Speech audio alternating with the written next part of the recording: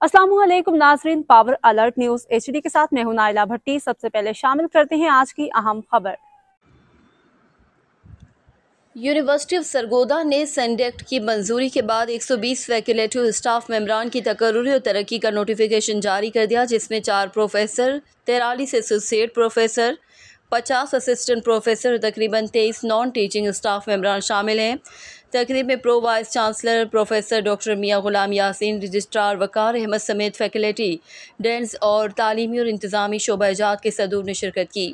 तकरीब से खिताब करते हुए वाइस चांसलर प्रोफेसर डॉक्टर कैसर अब्बास ने कहा कि मयारी फैकल्टी के बगैर कोई भी तालीमी इदारा इल्मी तरक्की नहीं कर सकता। इस बात को मद्देनज़र रखते हुए फैकल्टी मेंबरान की तादाद में बतदरीज इजाफा किया जा रहा है ताकि तलबा को मयारी तालीम की फरहमी यकीनी बनाई जा सके।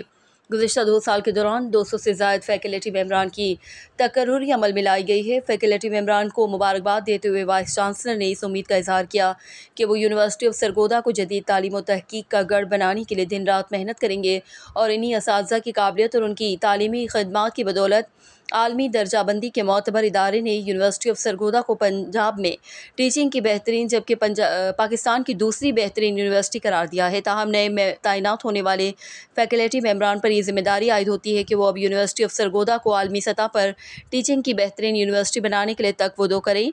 रिपोर्ट जफ़र अब्बास, तहसील रिपोर्टर, शाहपुर जावरिया। अब तक के लिए इतना ही। मज़ीद खबरों और अपडेट से बाखबर रहने के लिए देखते रहें पावर अलर्ट न्यूज एचडी।